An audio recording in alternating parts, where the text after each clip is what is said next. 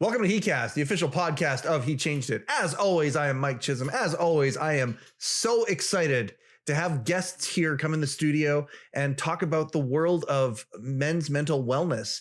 If you haven't downloaded the He Changed It app, what the heck are you waiting for? Go to hechangedit.com, check it on out. You can see what he is all about. Whatever your technological denomination is, we have the app for you. Download the app, check it out. And we're going some amazing, amazing places with this thing. You ain't seen nothing yet. Get on board, be an early adopter of He Changed It, and get better and help people around you get better. Let's be better in the lives that we lead. As always, the conversations that we have here on heCast are around the world of men's mental wellness. Our guest today, Quentin Steen, I'm so excited to have him here today. He had a meeting with Candy and the team about the organization that he is with, potentially, looking around, seeing what it is that they do. And when she met Q, it was an unbelievable connection. She said, "Oh, Mike, we've got to have him on the podcast immediately and talk about what he does to make this world a better place." Q, thank you so much for taking time out of your busy schedule to be on heCast today. Well, I mean, I am a pretty important guy, so... No, I was just sitting at my desk working at Forge of Empires for about 20 minutes to give myself a brain break. So yeah. I'm stoked to have you here, man. Yeah, I'm really excited to be here too. I know that there's a few different places that we're going to take today's conversation. Yep.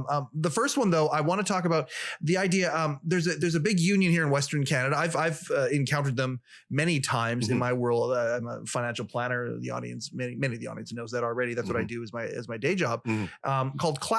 And I mean, this is a big. My connection with them is clients of mine who work up in oil and gas. Yep, that's right. Yeah. And so it's a big organization out here in Western Canada. Many people know what CLAC is. Now, that being said, when Candy met you and found out that you had a connection with CLAC and found out what you do with CLAC, she was absolutely blown away and encouraged by that. Can you tell people what you do for CLAC? Well, I'm a labor rep. I mean, that's how I started 15 years ago with CLAC and multiple industries. So it's, the typical rep role, bargaining, negotiations, grievance settlements, all the things that make your mental health go wild. Like essentially, like it's very, how can I say this? There's a lot of energy around the conversations, especially in those categories. So, and of course there's multiple people across, all those industries that look very differently and men and women. And so, it's interesting to go from a healthcare. You think that they would be sort of better suited for this type of like the mental health thing, that stuff that I do with our organization, but they're actually not. It's interesting. So what I do tens of thousands of members in this. Oh yeah, we've got about 70,000 members across Canada. And multiple industries, wall to wall. Most of BC has been built by most of our companies, and especially up in the oil patches. So, and I'll leave whatever your political leanings are, but at the end of the day, like if you look at all the roadways, like Peter Kiewit is a big one. Leadcore is another big one. So we got all these like fairly large companies. And so part of my role in the last number of years has evolved into member education, where I teach our stewards and our companies about labor law. But associated with that too, the other half of my role is working with mental health. About 7 years ago, we started to look at the issue of mental health in our own organization and realized we need some help. So we went to Mental Health Commission of Canada. The guy that I worked with at the time was a wellness director who was Dave Phillips, who have had a long-term relationship with it. And my wife used to work with him as he's a psychologist, child and family, top of the game. And so we started working with this mental health stuff, and it came on as a presenter, and haven't looked back. And part of my role is to go into our companies and to bring this thing online with them. And when I first took it, I just thought, geez, every Canadian needs to take this. You know what I mean? And And it was just really eye-opening for me. And it's actually one of the trigger points for me to begin to do some serious digging in my own life. And what I teach our students, my students, and it's across the board, from CEOs to emergency call centers, to even like sweat lodge elders. Like it, just the gamut is amazing. But primarily what we do in those things is I just say, listen, in these courses, you're going to find yourself. And when you find yourself, earmark that, because that's your work that you need to do for you to have a better headspace to walk through your life as it is, regardless of the situations around you, because it is never about the situation. It is always about you in the middle of the situation. So that's where we sort of differentiate between being working with what you have, right, versus being reactive. And reactivity, like anything that goes beyond a 3 out of a scale of 1 to 10, is any reactivity over that is like, can be very poisonous, especially over the long term. Right. Okay. So going back to what you just started to say, there's the secondary. The secondary is the reaction. So one thing. So the bottom line is what the reactivity part, you have to own that. And that's uncomfortable. And that can be a really a myriad of things you need to work through. So, you know, the water level on that, you know, it looks differently for every person, but it's that work that's essential. And if you can't do that, then the answer to this question is kind of scary.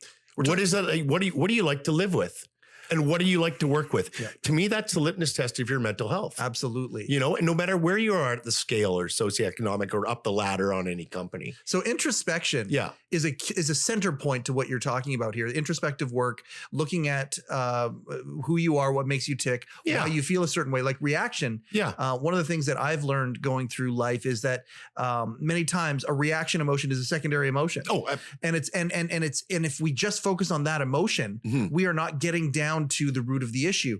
What is the primary emotion? What's the emotion that caused the secondary emotion and the reaction to happen? I mean, when I first started this work, and I've been in therapy, so my story is filled with a lot of therapeutic modalities for years. Everything from cognitive behavioral therapy to trauma informed to even psychedelic assisted therapy, right? Which really helped in the last 3 years dig down.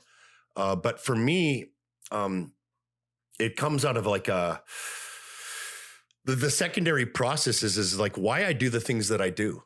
And some of us, most of us, if we haven't, I'm going to say this, I'm going to say everyone that's never done the work has no clue. And they get carried away and they say things they don't want to say. They do things they don't want to do. And they can't figure out why. And so you know, it's not good enough to bear down and grip, you know, like white knuckle it through. Like we all know this about addictions. I have an addictive background too. And I can white knuckle it, but a dry drunk's a dry drunk. You know, and so the idea is stop talking about, you know, the drinking part and our addiction. Let's talk about why. Gabor Mate is a fantastic individual as he unraveled that piece. And so when I started to look at my own life, like very introspectively, I realized a couple things. Like there's stuff there, A. B, I don't really know where it's coming from, but C, it's affecting me every single day because I'm a bag to work with right now and to live with. You know, in that respect, I'm I don't know if I'm fairly, my personality is very like overbearing, but some of that is just overcompensation for stuff, you know, in my background. I don't know if this is of interest to you, but it is for me whenever I listen to anybody on a podcast or a presenter, I want to know their story. Like what's the narrative that you're telling yourself? Right. And so for some of us, that takes a decoding. And so that you can enter the same situation, but encode it differently. So if column A is, you know, the thing that happens, someone cuts me off, right? My emotional response is anger, because they cut me off, right?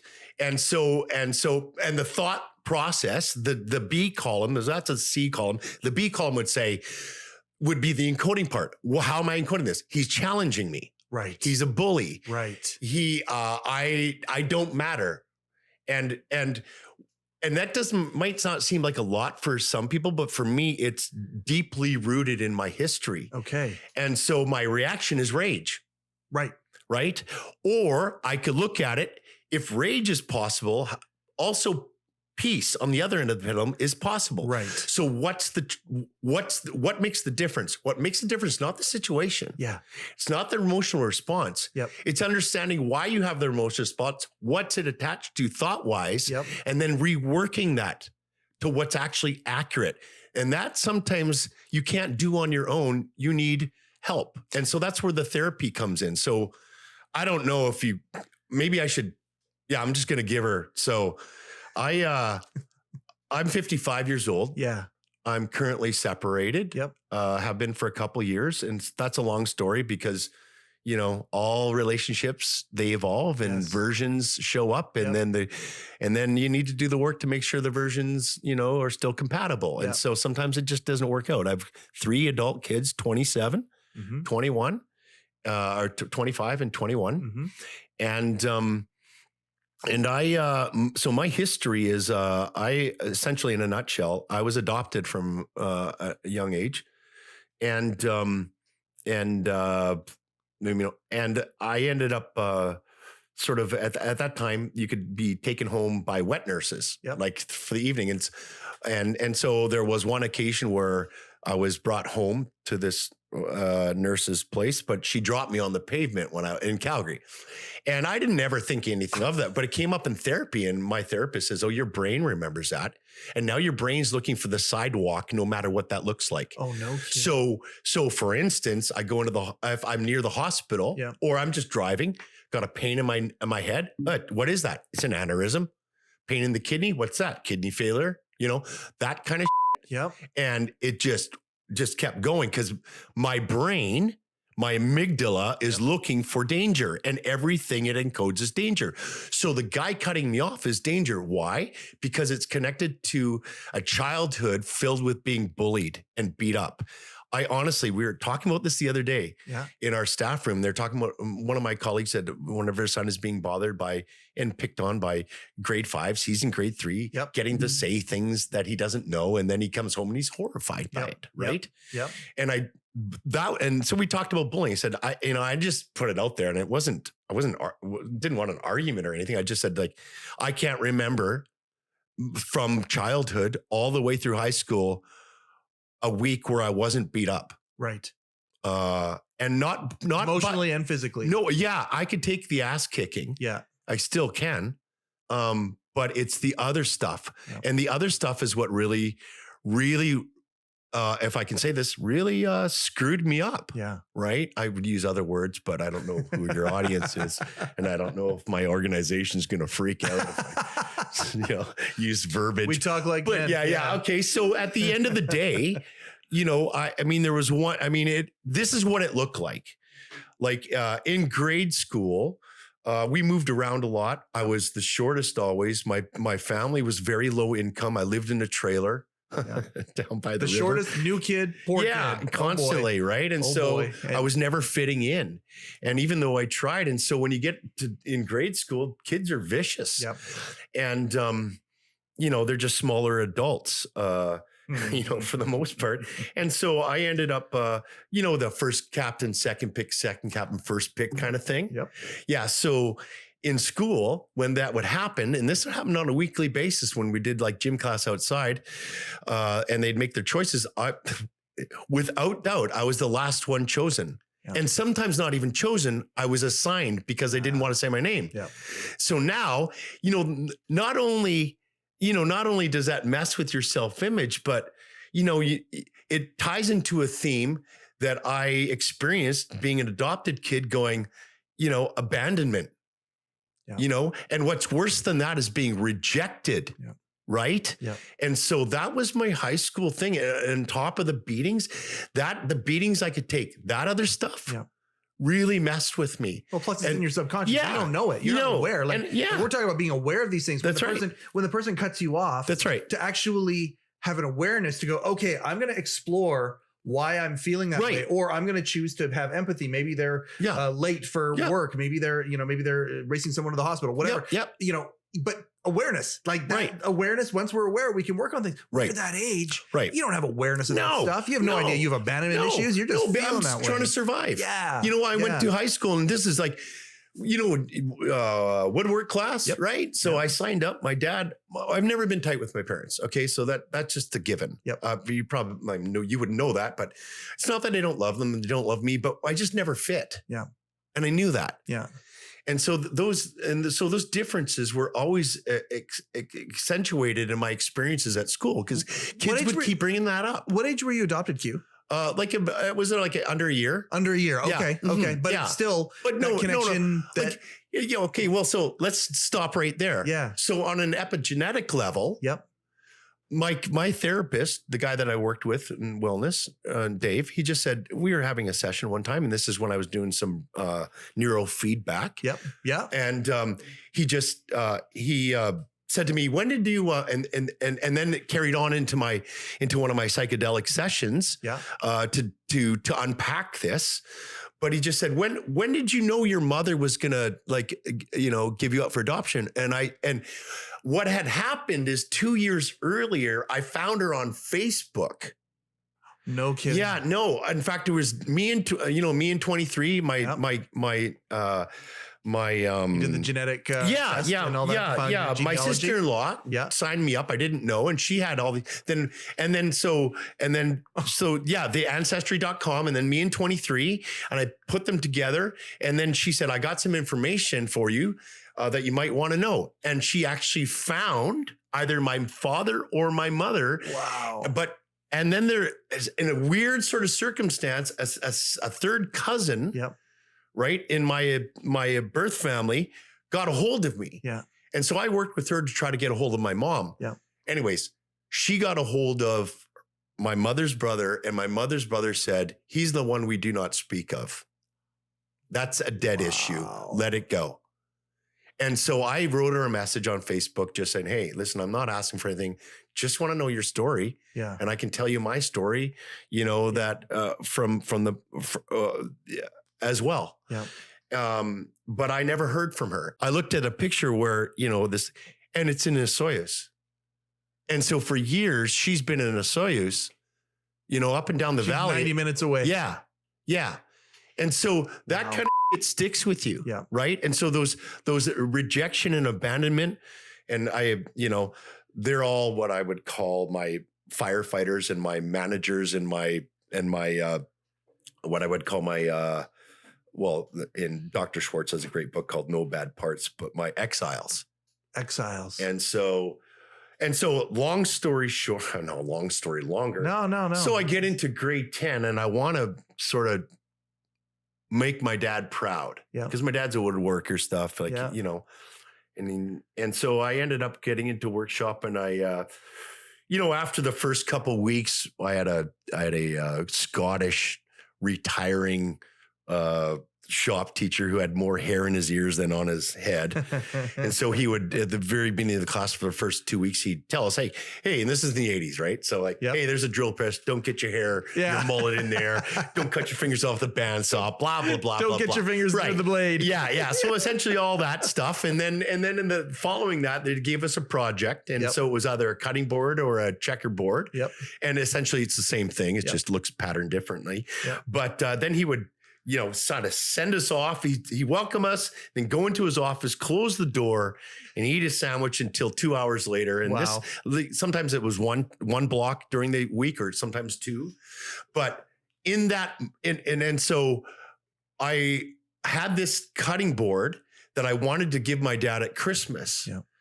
And what I gave to him at Christmas instead was my report card that said that I didn't finish, I failed woodwork because I didn't finish my term project.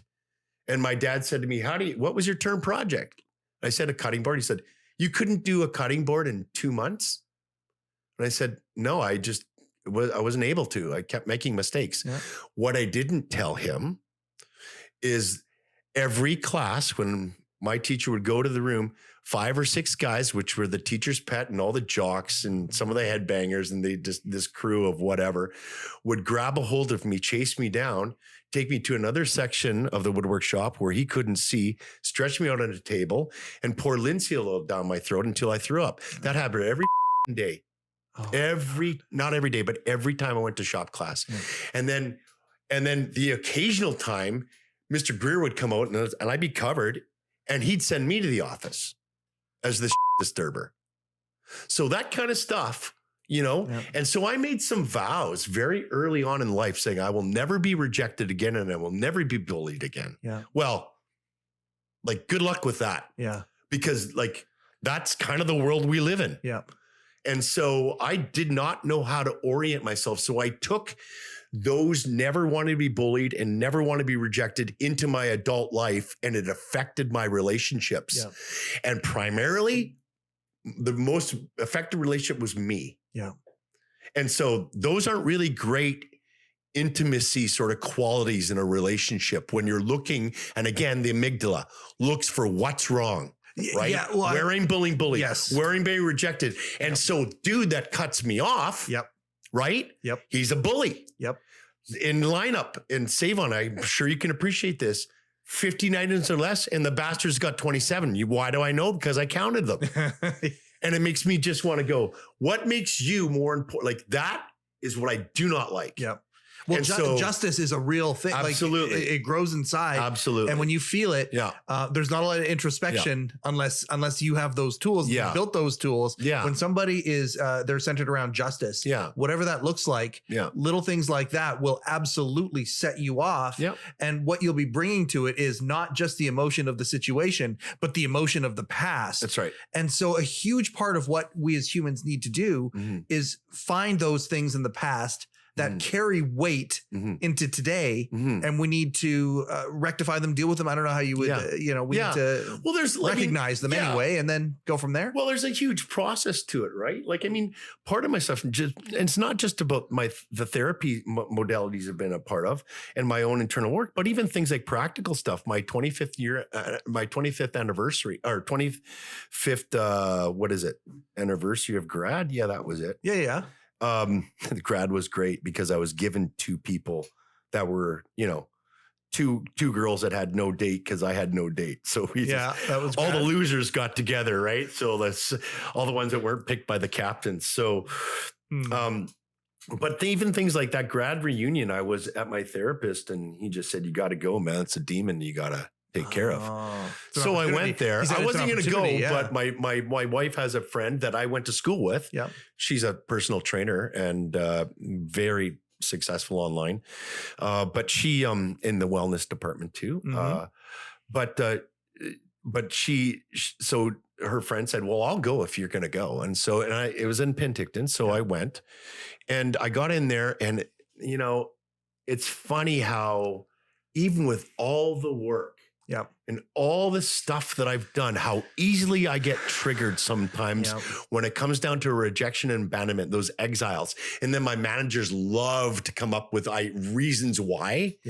So I can essentially manage my way through the situation without having to feel it, without having to own it, and coming up with a rationale that it's everybody else's issue except for mine.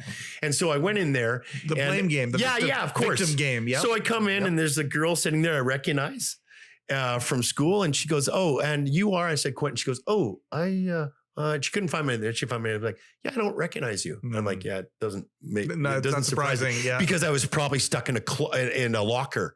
Oh. So there's that too. Right. So I mean, you also show up, I showed up, you show up jacked, you show up, you're in a jacked. No, you're obviously in very, very good shape. Yeah. You've got a strong commanding confidence. Yeah. That wasn't the kid that school. So nobody's going to recognize it. It is literally a total transformation. It is now as to who you were back then. It is. The question is, but in your mind, you go back to that place and you become that kid again. Yes. The question is, what version am I going to show up with? Go. Yes. And so what a great question that people can ask themselves before they go into a situation. Absolutely. What version of me is walking through this right now? That's right. Especially more amplified it is emotionally, right? So, and it represents lots of triggers. So I went in there and it was just like coming back into high school. The room was packed, but they were all on this side. There was no more room. And I had to sit over here by myself with my wife, like, again, a total loser. Right? In my mind. Yep. And then a couple people would come over, and then other people, and then like, oh, and then some people would recognize me like, oh, you look very different. I'm like, yeah, I am very different, actually. And then, and then entered 3 of the bullies. Yeah. And I had a really hard time because, to be honest with you, I don't know what happened in the last 25 years, but we've gone in opposite directions now. I'm king Turd Island when it comes to the physical part. They peaked back in high school. Absolutely. Yeah. And I got, and so in my brain, I'm like, justice, right? Mm-hmm. And then I realized, no, like this, if I allow myself to go this direction, I have learned next to nothing. Yeah. And so I really had to work hard at my version of just being calm, collected, and in my own self, right? And then he came over and he said, are you Quentin? I said, yep. And he goes, yeah, I remember you in high school. I said, yeah, I remember you too. Right? For very different. Here's a moment. Oh, yeah. We're standing on the edge of the knife at That's this moment exactly right now. it. And I'm just, all I want to do is grab him by the throat and just drive him into the ground, right? But he said to me something that just, and this is part of the healing process, and that comes from different, if you can grab a hold of it and take it for what it's worth, there's a lot of reconciliation that can happen, even in the smallest moments when you are your best version. Yeah. Right. And you understand why you do the things you do and how you encode things. And so he said, I beat you up a lot in high school. And to be honest with you, I don't even know why. I want to apologize. I'm sorry. And it just, even to this day, chokes me up. Yeah. Did you get choked up there in front of him? Yeah, absolutely. Wow. Absolutely. And I just said, yeah, I guess, I said something along the lines of like, yeah, there's a learning curve, right? So, and so for me, that was a very pivotal moment where I realized, I don't have to serve them what they served me. That's right. Because that's not me. Yeah. Like, I'm naturally aggressive, but that comes out of history stuff, but that's also part of my personality. It's also how you're wired too. Yeah. That's how I'm wired. A lot of guys that's are wired. Why I'm good at what I do. Yeah. Right. Like I'm not, like in our union is based on collaboration, but if you want to ratchet it up, we can ratchet it up. I have no problem doing that. Yeah. Right. But then, for me, it's just been a self-discovery piece. And I am a better person to live and work with than I was 5 years ago, and for sure 10 years ago. And I'm, it's still, but every day, I've done probably, arguably, I would say just short of 300 mental health courses in the last 5 years. Yeah. From all different, modalities. And every time I learned something new about myself. And so I'm a work in progress, right? And for me, that's really, really important. I don't think I'm ever going to, and I have a history, mental health history. I've had, of course, because of my upbringing, I have, I have those issues that I worked with. And I should say this too, to finish that point. Yeah. When I told my therapist, by the way, back to that story, that my mother had made plans when she found out I was pregnant, he said this, and this is just mind blowing. And this is before I knew about all this stuff. He said, you're epigenetically, when she decided to abandon you, they're chemically speaking, that's imprinted in you. You were born rejected. And abandoned. So let's just start with that. Now, what do you do with that? Right. And that just blew my mind. Like on an epigenetic level, while I'm still a fetus, like it's like alcohol, right? Same thing. It's no different. And so, well, there's some differences, but nonetheless, no. You're born into the same thing. It's a pipeline that is being poured into you, whether you like it or not. Right. It's happening. Yeah. So And I'm not the only one in the world, but when you're already behind the 8 ball, right? Like if you're on behind the 8 ball in a sort of a sarcastic sort of way, and you don't do the work, you're probably going to end up putting 8 balls up your nose, right? So, this is where people get into this. They get into this because they don't have this awareness. Let me ask you this question, because I want to go back to the high school gym for a second. Yeah. Because you are incredibly fortunate in the sense that you had a closure moment where the person who assaulted you, came clean with it and wanted to rectify, wanted to create some closure. Yeah. There's tens of thousands of guys who are out there right now who have had these moments in their lives where they've never been afforded the luxury of the gift of being able to have that moment where there actually is a confrontation, a recognition, and then a closure type experience with that. That is a beautiful moment that very, very few people who were bullied get.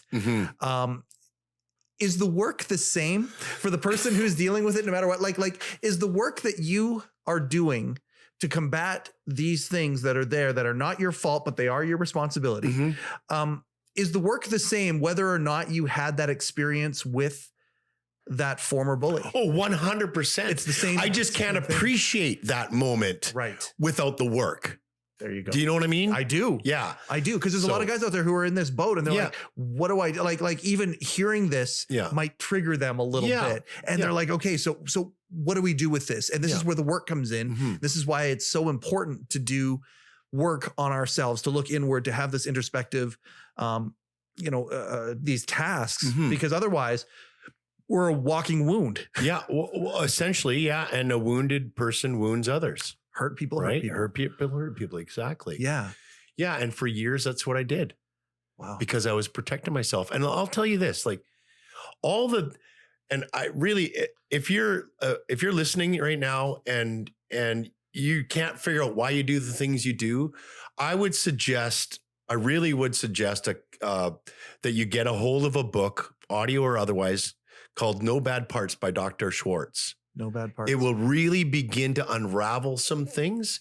And then I would say anything from Gabor Mate. Yeah. I mean, the guy is like, I worship at his altar, I suppose. Yeah. We had a guy not too long ago who was named Guy Felicella. Yeah. He lived on, Guy? Yeah. Yeah. We've had him on the show. Yeah. And I mean, he lived in East Hastings. For those who don't know what East Hastings is, picture, Skid Row in LA. That's Vancouver's version. Young of it. Street. Young Street in Toronto, certain parts of it. Yeah. And he lived in this same 3-block radius for 20 years. Yeah. Addicted, just absolutely. And he was one of Gabor's patients. Yeah. Yeah. Now he's one of the heads of not Interior Health, the Vancouver Health.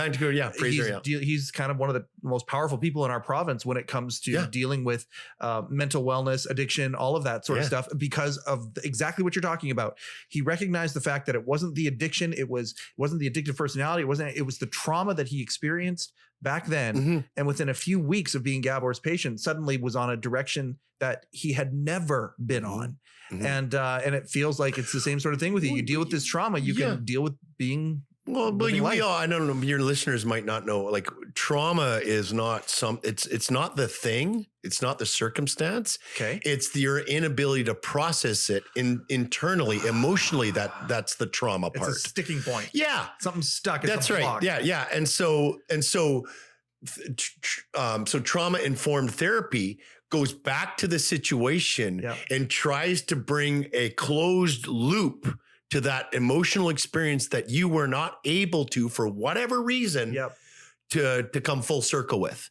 So that's essentially, and so then addiction is just a coping mechanism, right? Yep. Like, why the addiction? Well, let's talk about the trauma. Yeah. Right. And, I've heard this, like, oh, trauma this, trauma that. Usually that's coming from someone who has no clue what they're talking about. Right. Right. Right. And I'm like, it's becoming a buzzword. Isn't it? It's a buzzword. It's a similar, like, unprecedented. Hate that word since COVID. Absolutely hate that word. If I could take any word out of the English dictionary, there would be like 3. Like, it would be like unprecedented, moist, and offended. Everyone hates moist and offended. Like, you know what? Offended? What are you going to be? Anyways, long story short, for me, the litmus test has always been like, I might not get those moments of reconciliation with others. Yes. But that's not the point. The point is reconciling it with yourself, doing the work so you understand why you do the things you do. So when you run into the same situations next time, you're encoding it differently and your behaviors are differently and they're authentic because they're coming from your wise, authentic self that's giving direction to those rest of those parts. And it's saying, you're not a bad part. Yeah. Like Inside Out, for instance, too. Absolutely. Inside Out was a great, I just used that as one of my courses. And I'm just like, but Inside Out, it was the first one was all about like, joy, and then they throw the other, and then Inside Out 2 throws the other one, the bad ones. They're not bad. No, they're all the same. And if you watch the movie, you will see something amazing, which is the premise of Dr. Schwartz's book, as these parts need each other. Yes. But they're a cacophony of sound unless they're under the direction of the wise self. Right. The conductor that can take the cacophony and turn it into symphony. That's what we're talking about. And so when the moments come, when the bully comes to me, I'm not a cacophony of noise. No. I'm now a symphony, and I can integrate that as I need to without this sense of, I need revenge. You've turned the negative into power. Literally into power. Yes. It's become a superpower. That's where I get my power, is when I reconcile those things to myself, regardless of whatever happens out there. Like I'm telling you guys right now, and men, listen to this, like reconcile it with yourself first. Come to terms with yourself. Understand what it is that drives you, right? And then rework it so that you have a different narrative. Because if you don't change that narrative, nobody's going to change it for you. That's right. They're just going to amplify it because you're going to look for it. If all you have is a damn hammer, you're going to find a nail every time. It's the reticular activating system. And I'm going to tell you right now, so many dudes out there right now, especially in the oil patch, right? I feel like, and I do a lot of work with guys in the oil patch, and I'm going to tell you right now, they're some of the most tough, but soft and broken humans I've ever met. Hands down. Right. And when you strip away the bravado, you strip away the cash, you strip away the addictions, what you have, generally speaking, is a really good guy that happened and he has no idea how to reconcile it. There you go. And if you can't reconcile it with yourself, you can't reconcile it with your family or your friends or the things that you love the most, because you don't love yourself. And then we're off to the races. Then you're off to the races without a driver. And all it is just Groundhog Day sort of thing over and over, a whack-a-mole. Next one, bang, bang. And they never stop. They never stop. Well, until it stops for many guys. And I mean, this is where the horrible stats are, the suicide stats. But never mind that. You talk about, the epigenetic stuff. Sometimes it comes out in cancer. Sometimes it comes out in health stuff. It comes out in domestic violence. It comes out in how we are as sons, as fathers, as brothers, as sisters, as husbands, whatever. And they don't know what to do with it. No. And what you just said is so important. You literally just encapsulated exactly why my wife and her team are building He Changed It. Because there is so many driverless chariots in a race right now, and they're all crashing into each other. And if we don't recognize and do something about it, it's only going to get worse. That's right. And we have to do this, and we have to link arms and figure this stuff out. You are I'm going to say this, and I'm sure you've heard it many, many, many times. You are the perfect guy to be in the role that you're in Clack. To work with some of these roughnecks up there, with some of these people that are there, because I feel like many, if not most of them, would respect where you're coming from. When you tell your story, I don't think there are people who would hear your story and not immediately think to themselves and go, okay, well, if he can expose himself and be this vulnerable, I can do it. I wish I could teleport you into some of those things. It would blow your mind. Like I've had some of my colleagues come in and go, I have no idea how you do that. Yeah. But I think probably the gifts that I have when I really am in my best version is almost like a people whisperer. Yeah. Like, cause I get it. I can feel it. Yeah. Right. And you wouldn't believe the stories that come out just even by sharing my story. It's unreal, some stuff. And all they need is the opportunity. That's it. Right. Like just start talking, no matter how it sounds, just start talking. Yeah. You know, and then let's see where it goes from there. But I'm never gonna probably ever going to grow out of my anxiety and my depressive, like I got clinical depression I work with every day. Yep. I have an anxiety disorder. I had an addiction with alcohol. Yep. And the three things are, you know, they work off of each other all the time. They feed each other. Of course they do. Yep. Yeah. I probably never will conquer my anxiety or my depression, but here's what I can do. I can learn how to manage it like a rock star. Yep. Right? Oh, see, that statement gives a lot of people hope. That's right. If you're out there, you can manage it. That's right. You know, and and it's not like I'm saying, hey, follow me because I'm doing it perfectly. No, here's why I get the responses I do from oil patch to like CEOs to a call center, emergency call center. Yep. The reason why I get the responses, I think, is because I understand my own brokenness. Mm-hmm. And I'm a wounded healer. Mm-hmm. That's what I try. That's what my goal is. I'm a wounded healer. Yeah. Right. And so that's my game, man. That's my battle. The battle is not, once you understand what the battle, once you learn to manage the battle inside, then you have in the toolbox what it's going to take to manage the battle on the outside. Yep. Right? Yep.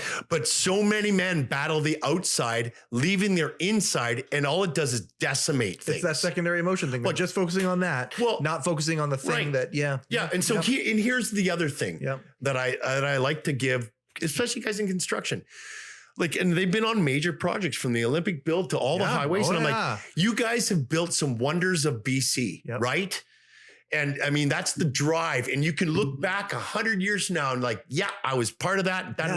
Yes. But the problem is that in creating, I see your bridge right there, right? Yeah. In creating that masterpiece architecture or whatever it is, you didn't bother looking behind you to see the wake of destruction that you caused to get there.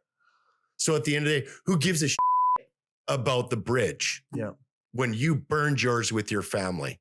Yeah. That makes no sense to me. Yeah. And yet so many guys are in that situation and the pressures, you know, of that and to withstand that. No wonder they crumble. No wonder we have the addiction. It's a no-brainer.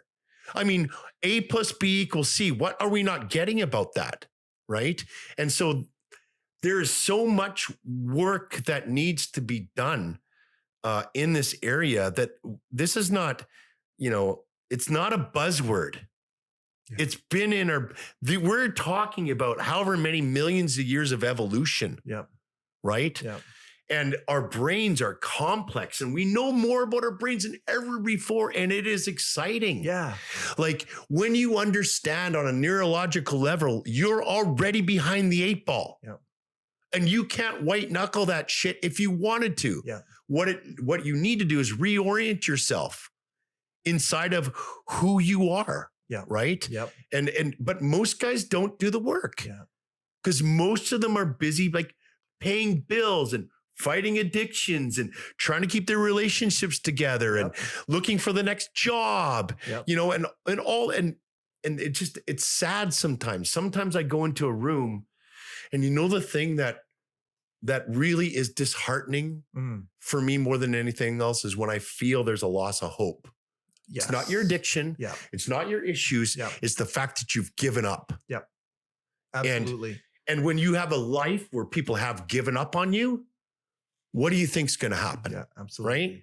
And I'm telling you, don't give up. Well, and now you're showing people who are in that state right now. Yeah. You're showing them one thing, you're showing them many things, but one of the things you're showing that the one right at the surface of this is that they're not alone. They're not alone. And how important is it to know that you're not alone? Yeah. You're not the only one who feels the way. You're not the only one who's going through what you're going through right now. That's right. And guess what? A lot of other people who have gone through it before, if you fast forward, they're actually okay now. Yeah. And you could be okay. You can be in that place too. You're talking about doing the work, Q, and I gotta ask you about this because I know we had Peg on the podcast not too long ago. And Peg's awesome. And I mean, he was even, it's funny. I'll share this with you. Yeah. And I'll truncate real quick just in case the viewers or listeners haven't watched the episode yet. Wait, where am I looking? Am I looking at? No, keep looking at me. Oh yeah, I don't know. Every once in a while, you're looking over there. I don't know if I look over there. I don't know. There's two goons behind there. I don't know. By the way, I don't like my back to people, so that's a thing, right? So. I don't know. I think I think I'd take both of them anyways because I've got one nasty hobbit ring. No, you would. You would. It's all good. It's all good. The first time you guys ever been referred to as goons? Every once in a while, I'll give a little wink to the camera. But Peg, he came on a few weeks ago and he runs psilocybin retreats, therapeutic psilocybin retreats. Yeah. And he even said, you know what, we should do something where, find a few guys in the He Changed It community and maybe we could do a retreat together. And that's what, and we could document and maybe create a podcast of it. And I was like, yes, he came up with that on the air, like literally while we were recording. Yeah, of course. That's like Peg. Fantastic. Yeah. It's funny. I went to a couple guys who are in this and I kind of threw it by them. Immediately thinking they would want to be a part of it. Yeah. Both of them threw up hesitation. And I was like, interesting, because they know what He Changed It's all about. And they threw up. And this is what the question I have for you goes. So we're going back. The reason that they kind of threw up hesitation was because they were intimidated by the idea of what you just said. They were intimidated by the work. Yeah. The guys who are willing to do the work. And one of the things that I want to throw out there to you, because I suspect I know what the answer is. It's easier than you think. It's not, when doing the work doesn't have to be something that is like overwhelming. Yeah. It can be simple little steps that take you there. How do you eat an elephant? One bite at a time. You don't take on the whole darn thing. That's right. But many guys, when you throw out the idea of doing the work, right, they think they're trying to eat the elephant in one bite. Well, and it's not that overwhelming. It doesn't have to be overwhelming to do the work, does it? No, because it's the forest from the trees, right? Sort of thing. Yep. So let me show you a really good, I think this is a good example of what you're getting at. So my last session, and by the way, Peg's a good friend of mine. We go back along. We've done a lot of things together. I help facilitate some of those workshops. So if we do one here, I'm in. I'm a amazing gamer. Work that he's doing. It's unreal. It's unreal. Yeah. It's a great guy. Anyways, so Peg was actually sort of part of this, but in another, I've had about four sessions, 5 sessions from, I use from psilocybin and ketamine and then MDMA. So, and specifically work with the traumatized part. So my second to last one was so we set an intention, right? So in our 12 weeks, we walk through things, we get to know each other, and then we set the intention, and we work on our intentions together, sometimes the week before, but the day of. And so my intention for this day was to have a conversation. I remember this was actually here in Kelowna. No kidding. Yeah. Up in East Kelowna, at a therapist place. And I had my therapist and another one. And for the female and male, so I can have because I really believe in the divine feminine too. So anyways, we've had episodes about that on okay. podcast. So that's absolutely nothing new to people. Okay, good. Yeah. So anyways, so I said to my therapist, I said, I actually want to have a conversation with whiskey. And they're like, what? Yeah, I want to have a conversation because my parts have a conversation going on that I am not aware of.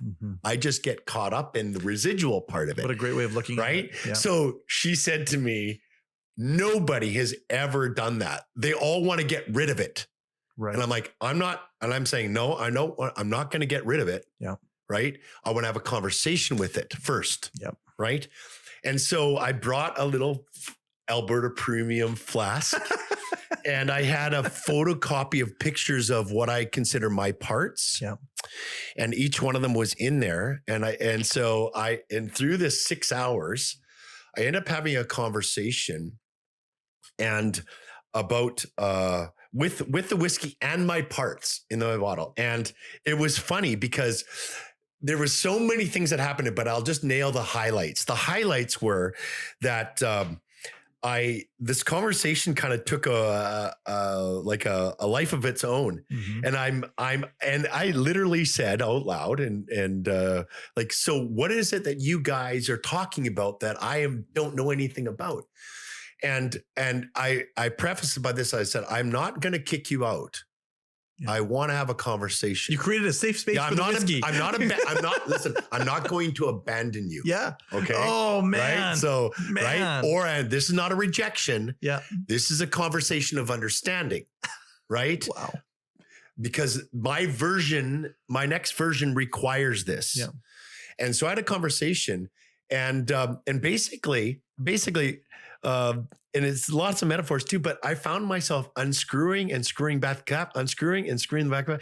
And what came to me at that point was my wise self, that conductor. You call it whoever you want. Sure. The authentic self says, like, this is what you need to understand with no matter what's discussed, your agency is what matters. You can or you don't, you can or you don't need to. Right. It's your choice. It's your choice. Right? No one's forcing you. Yeah. So then it got to this thing and I kind of settled on something. I said, okay, well, I understand what's going on right now. I won't get into the all details because it's pretty graphic, but I came to a stop and then my parts, it was so clear to me that say, you're not done yet. And I went, what do you mean I'm not done? What else do you guys discuss? I don't know. He's like, you need to apologize. Apologize? You're apologizing to whiskey. Right. I said, who? Yeah. Whiskey? Yeah. Why? Because you asked it to do something that you didn't want to do yourself. And now you blame it. Oh, see, there you go. Holy shit. Yeah. And when I recognize, holy shit. So freeing. Are you kidding me? Yeah. And it's not that I don't have it anymore, but I am not I use my agency now. I can or I don't need to. Yeah. And the question and so my coping mechanism is, and there's going to be a lot of maybe people that disagree with me on this one. Sure. But I'll tell you what, it doesn't rule my life. It doesn't change me. Yeah. I'm the one that decides now. And I recognize why I do drink. Mm-hmm. So I don't have to deal with the feelings.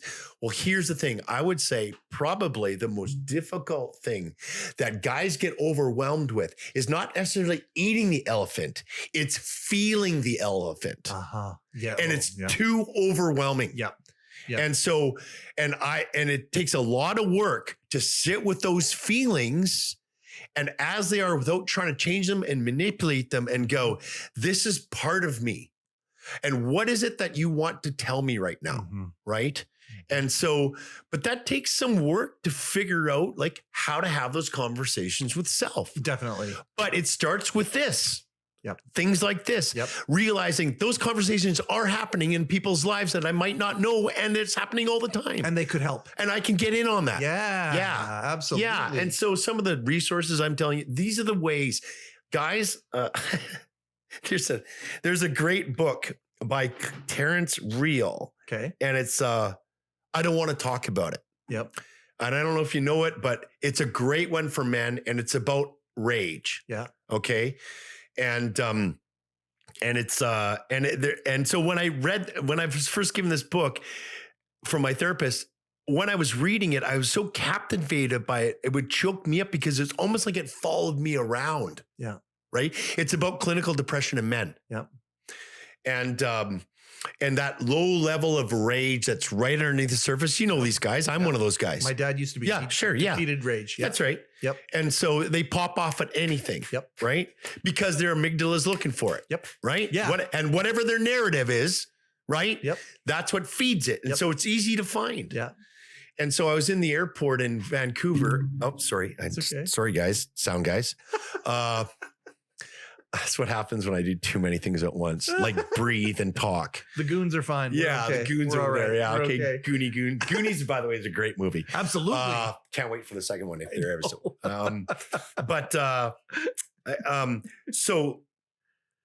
Rage. Yeah, all right. So I was sitting in the airport. It was like 9:00 at night. I just came back from a site visit. Actually, that site visit is where I had a serious bout of suicidal ideation. Wow.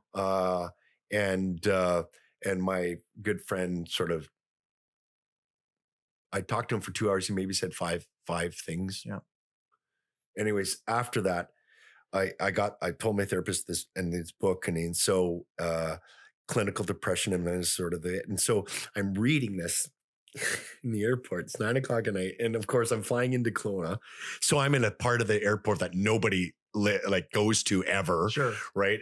9:00 at night. And it's me and some dude who's pushing a cleaning machine. Yeah. And an older lady, she's probably late 60s. Yeah. Probably about 50 feet away from me. Yeah. And we're sitting out there, and I'm reading this book, and I cannot control my emotions. And I shouldn't say that. It's not about control. Because I think when we think I have to control the sorrow, I think that's a wrong move. I think that all that does is just makes it worse, but it's feeling it. Yeah. So I allowed myself to feel it. I suppose it was better. And so, of course, I was sobbing. Yeah. Like it would really hit me hard. Yeah. And then I heard this, "Excuse me, sir, is everything okay?" Yeah. And it's this older lady. And I said, yeah, everything's, I have like liquid come out of every orifice in my body. Well, not every orifice, but most of them. Yeah. And I said, no, it's okay. I'm just reading a book. And she says, and then she says, it was a pregnant pause. And she says, "Oh, what are you reading?" And I said, "I just don't want to talk. I don't want to talk about it." And she said, "Oh, I'm sorry. I didn't mean to interfere with you." And I'm like, no. I said, "It's the title of the book. And it's about clinical depression in men and rage." And then we had this amazing conversation. I did not know her, right? But she represented at that moment the wise self that's buried inside of me. And she didn't say really anything other than the notion that I see you. Yes. She held space, and that was it. She held space. You existed, and that was it. Let me give you this. Yep. That is what every person wants and needs. But some of us are so scared shitless of showing our authentic selves that we give up our authentic selves to stay attached. And sometimes the attachment's not worth it because it's completely unhealthy. Right. Right. So we abandon ourselves. Right. And so,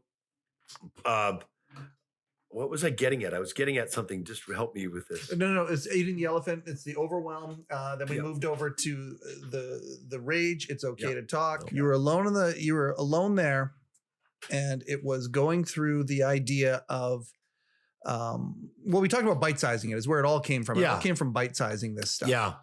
I'll probably remember it in about 5 minutes from now, but I'll come back to it. But anyways, long story short, for me, that was a real pivotal moment because it reminded me something of, then this is my point. There we go. You've seen the movie Hook? Yeah. Okay. So Peter Pan. Old Peter Pan. Yeah. Right? Yep. Robin Williams. Yep. You know the story, Neverland. He comes back to Neverland and now Rufio is king. Yep. And Rufio doesn't like that. Because Rufio thinks like, this can't be the Pan. And if it is the Pan, he's fat and useless and he's an old man. Yep. And you want to fight Hook with this guy? Are you kidding me? Yeah. Right? Because he can't fight, flight, or crow anymore. No. But first off, the question is he even Peter the Pan? Yeah. Right? And so there's this moment where Peter's sort of like, now he's thrown in the middle of them. He's on his knees and out comes Rufio. Right down a thing, and he's front and center, and now it's like game on. Yep. Who are you going to choose? Yep. And he said, and he draws a line in the sand with his sword. Yep. And he says, if you think he's the Pan, cross the line, essentially. Yep. And so they shuffle over some of them, and then they get into this argument. Then Rufio makes a point, and then they all shuffle back, and they shuffle back 4 times, and then until this one little kid, he's probably 5, 6, he's black, little black kid, goes over to stretches across the line. Peter's on his knees and he grabs his face starts to manipulate it. Then he pulls it back. And if you've watched the movie, you'll notice that in that scene, when he pulls his face back, it's reminiscent of a picture of Peter Pan in his early age. Absolutely. And he pulls his face back. Yep. And then he goes, there you are, Peter. That's what I'm talking about. When we can be in a position where we're seen and not shamed, when we're seen as we are in all our brokenness and still held, right? That changes everything. Yes. So forget about eating the old elephant, right? Start with that. Yeah. And for me, and the way we do that is just being authentic. Yeah. In the airport, I'm reading this. It's about male right? Yep. Those are the moments. Yep. And when you have those moments, those are stronger than the pull to any addiction that you'll ever have. But we don't know that until we experience it and we live within that in the versions of who we are authentically. That's a very powerful statement you just said. So the idea of, and I mean, my gosh, I can't believe, this time stops normally when we do these things, but boy, does it ever disappear when you and I are talking. Yeah. We're having you back, just so you know. There's going to be a part 2. There's no question, sure. Question that you're going to come back. But really, at the end of the day, you think about it, how easy it can be. The hardest part is the awareness. So a trigger happens, and I mean, to the point where, and I'm certain you probably look at it this way now because you are so focused on solution. When you are triggered about something, it's almost like, oh boy, because the moment you become triggered, you become aware that you're triggered. You now kind of separate yourself from the trigger and you get curious about the trigger. Right. And you kind of do some little work, little questions about it, and you just get curious about it. Guess what? It cuts in half the emotion that you were just feeling because of the trigger, because how easy that is. The hardest part is actually being able to recognize, wait, ding, the moment you become triggered, the little flag goes up and goes, hey, you're triggered. Oh, wait. Cool. This is an opportunity for me to do exactly what Q was talking about. I'm going to explore why. Yeah. Why am I triggered? And then suddenly a situation where you might have been at 10 is now cut down to 5. Right. And you have the opportunity something manageable. And you can turn it into power. Right. Yeah. See, when you do the work, even when you begin to start the work, you begin the pathway to give yourself an option. And just doing that is the work. Absolutely. But about. Yeah, that's now I have an option. Amazing. Right. Amazing. And so, it's easier than you think, guys. Yeah, it's easier than you think. Yeah. If you've got the right mentorship and you got the right examples and you're following the right sort of people that are doing it. Yes. You know what I mean? Yep. And for me, that's really, really important that we understand that you do. Like, it's funny now because and you said something that I want to augment it with this. Please. Neurologically speaking. Yeah. Contempt, you know what contempt is? Absolutely. Like, it's judgmental. It's like, how could you do that? I would never do that. Yep. What were you thinking? All these things, but we can turn that internally about ourselves. Yes. When the antidote for contempt and judgment is curiosity, because they fight for the same neural pathways, but guess who gets the dibs on it? Curiosity. Yeah. Right. And if we can do that, if I'm in the middle of something, if I can begin to explore it with curiosity, and that's a skill pack, then now I have options of what I want to do to respond, as opposed to being carried away by my vices. And then I end up saying things I don't want to say and do things I don't want to do and go, what the hell just happened? Yeah. And why can't I get this together? And then begins a shame cycle again and again and again, just like addiction. If I could tell guys like this, if I would say this, I would liken it to like the work that you do. I know it seems big, but it's got to start somewhere, and you can start small. It's like an addiction. And by the way, you're going to have relapses. Yes. I just had one the other day. I went ape. Yep. Right. And I knew I was doing it. And you know what? And the thing is, I didn't care. Oh, I just didn't care. Yeah.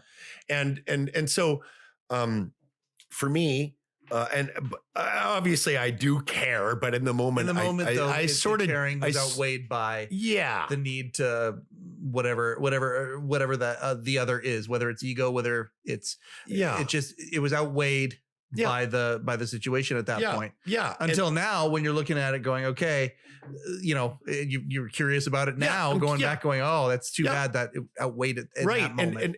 And so I got to work on that for next time. Yeah. But here's the thing. And again, I'm going to take in, I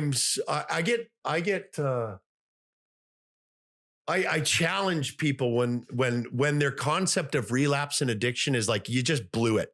Yeah. All that money, and maybe you've been there 3 or 4 times. Like, what a waste. And I'm like, what you don't understand is you have this idea that relapse is like a flushing of the toilet. You flushed everything away. And I say bullshit. No. When I was, I like hiking. I was at Zion National Park and I was hiking Angel's Landing. Yep. Love that place. Yeah. Anyways, you should look it up on the internet. It's pretty damn cool. Yeah. And they have a condor, I don't know, call them a clan or whatever it is. Yeah. About 6 or 7 of them. And I was up on this Angel's Landing, about 2,000 feet up, 1,500 drops on both sides. Oh.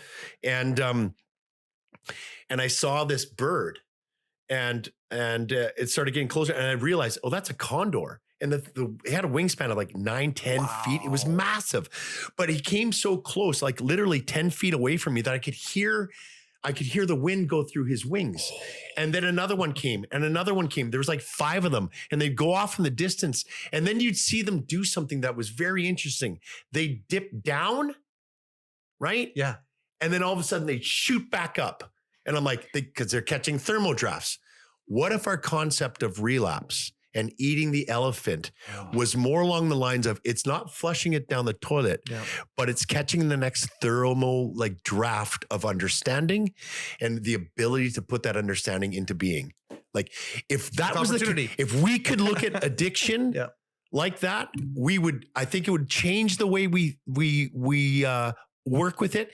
If we could change our idea of like, Jesus, I got all this work and it's just overwhelming. I don't want to do it, blah, blah, blah. If we could change it and go, and you can get there and begin to do it.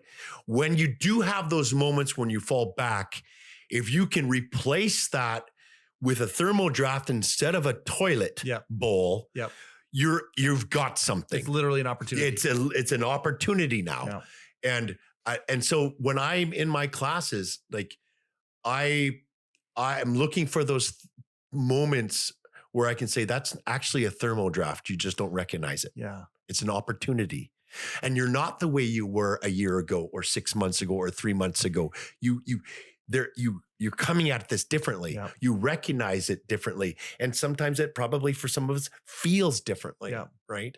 But at the end of the day, like I'm going to say, like, you know what? It's your responsibility. Not everything's our fault, but everything is our responsibility. That's absolutely right. Yep. Like nobody is coming to save you. Yes. Just understand that, guys. Nobody's coming to save you. And what I mean by that is nobody's going to do your work for you. Yep. That's what I mean by save you. Yep. That's your work to do. You got to figure that out, because if you don't, welcome to chaos. Yeah. And all you're going to do then is you're going to live in a world dominated by chaos because you have no other way of how to deal with life and those strong emotions. You don't know how to sit with them. You don't know how to challenge the thoughts that they come from. You don't know how to reframe it. You don't know how to encode it. Yep. You don't know how to be okay with who you are and the version you are and look towards what's the next version of me. Yep. That's what living is about. That's what thriving looks like versus surviving day after day, putting shit down our mouths and into our noses, wrecking everything around us, thinking that tomorrow might be a better day. And it's never going to be like that. No, until we decide to make it a better Until day. You decide. Yeah. And that's the beautiful thing about it. It's your own agency. Yeah. You know, it's up to you. And you can take it as much as you like. Just start. Yep. Just start. And if your starting is just about listening to these types of things, then that's a great place. Yeah. You know, you're worth it. You really are. Oh, you know, how many guys need to just hear that? Yeah. How many guys just need to hear for a second, you're worth it. And like you said earlier, have someone hold space for who they are, for them to be who they are. It's so simple. And it's not what you're building. No. It's not what you've done. No. It's not your skills. It's not your ability. It's there you are, Peter. I see you. That has nothing to do with what you do, or that's all who you are. Yes. Right. And yeah, there are some people that can't do that for you. Fine. Then why are you spending time with them? Oh, that's a great point too. But like you might be your own worst enemy. Yep. Right. Environment means a lot. And this guy's in the oil patch, it's tough. Mm-hmm. It's really tough. But like, I mean, I say this to myself. If you want real change in your life, if you want to live with a version of yourself that you really like, work on your relationships, but start with you, because you can't give to others what you cannot give to yourself. It's just a fabrication. Some guys are good at fabricating because that's all they do. Well, that's just it. And here's to bring it back, and we're going to close it. Yeah, I'm getting tired. I hate this. Oh yeah, I'm sure. I can tell. You're just getting started. I mean, I know, many people have said this to you in the past. I mean, man, you should have your own podcast. You should have your own show. But really, at the end of the day, with what you do every day, I just want to say, I'm very grateful. And gratefulness is another one of those interrupts, by the way, just like curiosity. Gratefulness is another one. It's tough to be anxious and grateful at the same time, and if you are anxious, resentful and grateful at the same time, right? If you're a really resentful person and you start going through what you're grateful for, suddenly you're interrupting. And many times gratefulness will also take they'll take it just like curiosity will, right? It'll take precedence.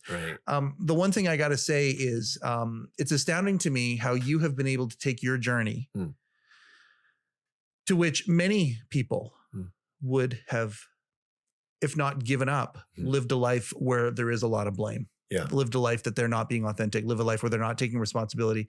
You've taken that, and not only have you done it for yourself, and you're on a journey. Not perfect. None of us are. None of us are. Journey is another one of those words, those buzzwords that's out there, right? But it's unprecedented journey. Unprecedented journey. You're right. Unprecedented moist journeys that offend all of us. Yeah, let's take that sentence right out of it. That's the guys don't. Obviously, you don't like the word moist either. No, nobody does. Nobody does. Traumatic moist journey. Let's all go on a traumatic moist journey together. But you are taking your journey, and you're not just taking responsibility, but you're using it to springboard to help others. And that's gotta feel satisfying there, because we all want this purpose. We want to have a life that has some purpose to it. And there's a lot of guys out there who don't. And the fact that you can just take the things that you have gone through and turn that into purpose is such a beautiful thing. And Q, I'm really grateful that you are walking around on this planet. You are proof positive that the stigma of manning up. We're trying to change the word manning up. We're trying to take that word back, to man up. To man up isn't what we were taught to do. It's exactly what you are doing. It's taking that responsibility. Be authentic. That's manning up. That's manning up. There you go. I'm so grateful. Thank you so much for taking time to be here today. I certainly hope moving forward that some of the stuff that you're doing and you're a part of and whatnot can actually integrate with He Changed It. I know that's what the team is certainly excited about, because you have lightning in a bottle. You have all these guys with all this stigma, and you are fighting that fight every single day. And I just want to say thank you for doing that. And thank you for being vulnerable and opening up to share this stuff with our audience today. I don't have a choice. Right. Well, I do have a choice. But it's the only way. My last class was so good. I just came off on Wednesday. This is the regulation one that I do. And we mapped out the A, B, C, and D, kind of thing. And I just said, what triggers you? And then I walked through that trigger and then worked through the rest of the class. And then we went back to some of the people that shared their stories, and I reworked it with them. And what was really cool was you could hear a pin drop. And that's what I live for. I live for those moments where the pin drops, you can hear it and the connections made. And then people, like, not only do they like, hey, I got an option, but I'm not that wretched of a human being. I have value. I have worth. I'm not who I am is not defined by what I do. But I sure hope it accentuates who you are. And that's where the litmus test is. That's why what you're like to live with and work with matter. There's a question that you said at the beginning of this thing that I want to end with. Yeah. For guys out there without a purpose, whatever, what's the question that we need to ask ourselves? Is it, what was it? And I forget how you worded it. You worded it so nice. Like, what is it that we want to do? What is it that we want to? Yeah. Well, I'll ask you this. How's it working for you? There you go. How's it working for you? Like, I don't have to prove anything to you. Yeah. Just ask the people that are closest with you what you're like. And if they like being around you, just ask them. Mm-hmm. And ask them when they don't like being around you. You'll learn a lot. Yeah. You'll learn a lot if you have the guts to ask. And just be curious about it. Don't load it up with emotion. Just be curious about it. Just ask. Yep. You know what? And work with what comes your way in ways that, and again, we've lots of little resources. This is a great way to do things, but really, if you want it, you can get it and you can live it if you want it. Enough said. There you go. This is why we do the show. It's conversations like this. And I'm really grateful that there are guys like you in this world. Again, broken record. If you haven't downloaded He Changed It yet, what are you waiting for? I want to say thank you very much for taking time. For those of you who have been following our journey and listening to and watching the show, thank you so much. We really appreciate it. HeChangedIt.com. This has been another episode of heCast, the official podcast with He Changed It. My name is Mike Chisholm. Go change something.